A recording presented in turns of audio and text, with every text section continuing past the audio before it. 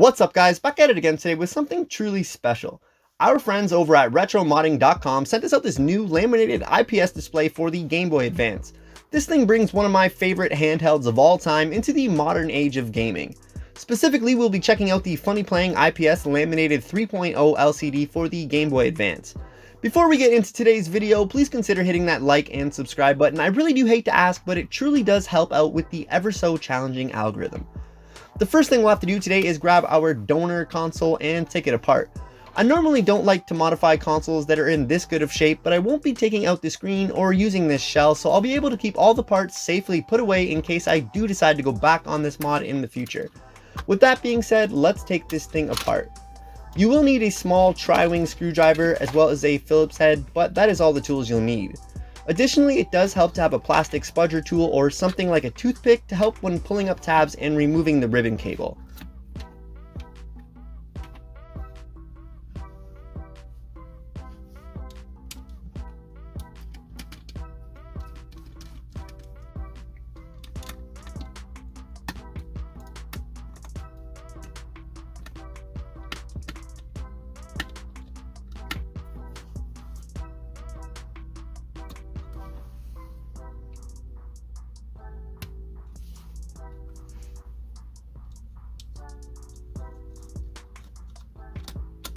After everything is taken apart, all we're going to need is the actual board of this console itself, so we can take everything aside and put it away safely.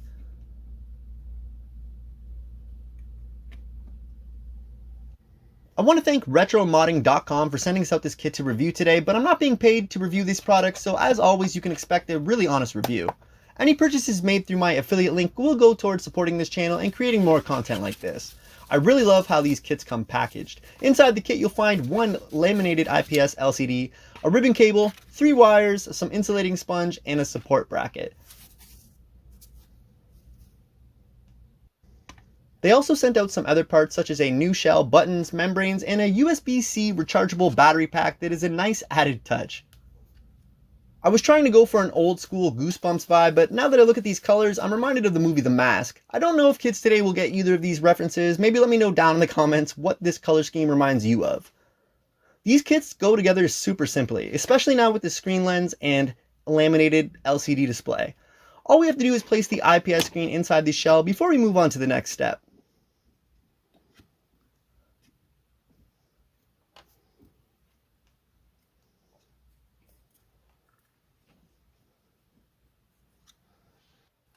Next, we will have to solder on some wires for the LR and select pads on the ribbon cable. This is technically an optional step, however, as this is only necessary if you want to unlock the brightness controls and additional features this display offers.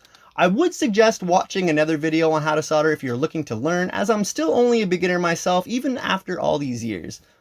But if I can do it, so can you. And I think the added options are well worth the effort. The kit provides a few fine wires that will need to be soldered to the Game Boy Advance board itself. I did this mostly off screen as the tiny little vias can be hard to solder to, and I really needed my full focus to not mess this up. But overall, it went pretty well and pretty easy.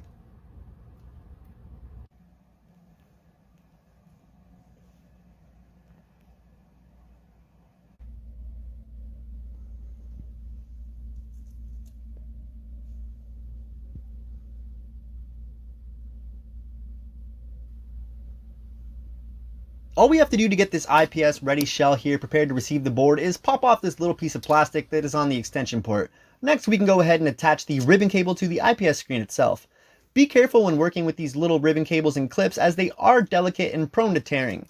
I like to tape everything down with Kapton tape to keep everything organized and keep the ribbon cables from moving around and or getting pinched during reassembly.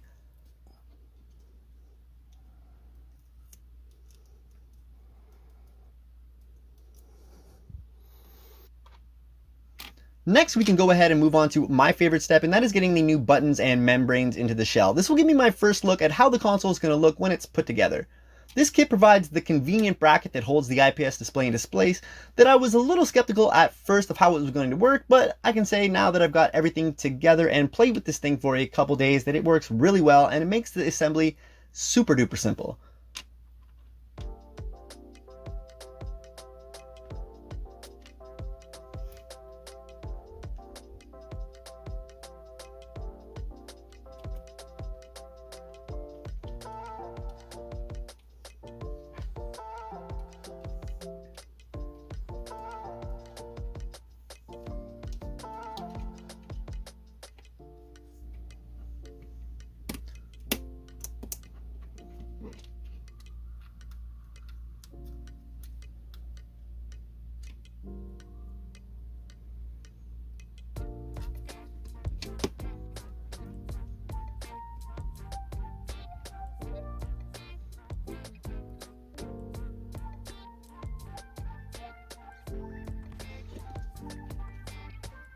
The ribbon cable has attachments for both the 32-pin and 40-pin models of the Game Boy Advance. All you have to do is fold the unused part aside like so, and we can go ahead and attach the board. I honestly could have put everything together a bit neater in retrospect, but I'm always learning. I also didn't put the insulating pad into the Game Boy for now. I am going to be doing a couple more mods to this thing, so it's kind of just a test phase. Now we have all the necessary parts put together to test this screen. I'm going to grab the back of the shell and test it with some AA batteries. And sure enough, everything looks good. Now all we have to do is put this thing back together and give this thing a proper test.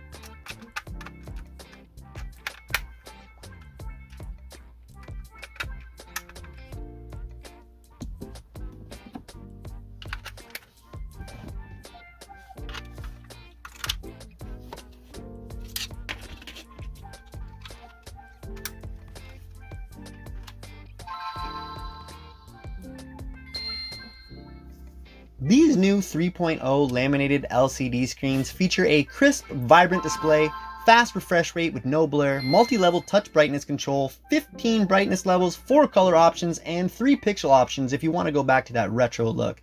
The laminated screen lens eliminates the need for lens installation, a seamless fit with the funny playing shell for the Game Boy Advance laminated screens. That comes straight from their websites. To gain access to the brightness controls, all you have to do is hold down select, and then use the L&R buttons to turn the brightness up or down. There are 15 brightness levels in total, but for the most part I just leave mine on full blast, so that USB Type-C rechargeable battery will come in handy. If you hit select again, you can move over and scroll through the 4 color options, which include black and white as well as the Game Boy's original pea soup look if you feel like simulating that old school experience.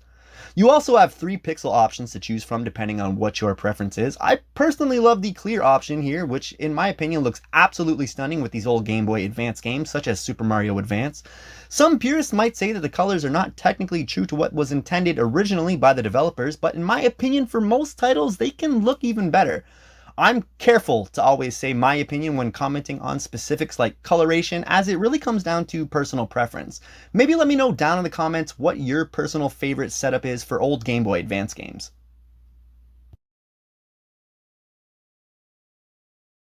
Today's Game Boy Advance video is actually our second experience with Funny Playing's laminated IPS screens. We've also featured the Funny Playing Retro Pixel IPS LCD 2.5D display for the Game Boy Color, which up until this point has been my favorite project we've ever done on the channel.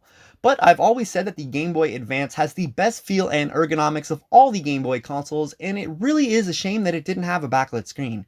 The Game Boy Advance SP does come stock with the backlit or frontlit screen depending on which model you come by, but in my opinion the Game Boy Advance just feels way better, and I've always loved the horizontal layout. The way the L&R buttons feel when compared to the SP is a big difference also. I never was really a fan of the L&R on the SP. The Game Boy Advance also has a massive library of games available, and it is backwards compatible the same way the Game Boy SP is, so what can I say? With that being said, this might be my new favorite Game Boy mod we have ever done on the channel. Retro Modding also sent us out a couple of their acrylic stands that they have for a bunch of consoles. I really love how these things look, and it's nice to have somewhere to display my newly upgraded Game Boy Advance. And for transportation, we have one of their Game Boy Advance neoprene sleeves. They have these in a bunch of colors and styles. Be sure to check out their website to see everything they offer. It's a lot. I found myself getting lost on their website actually, thinking of future projects. Once again, I want to send a big thank you out to retromodding.com for sending us everything that we reviewed in today's video. I left a link down in the description for everything that was featured in this video. I hope you have a good day and enjoyed this project. As always, have fun and keep on gaming.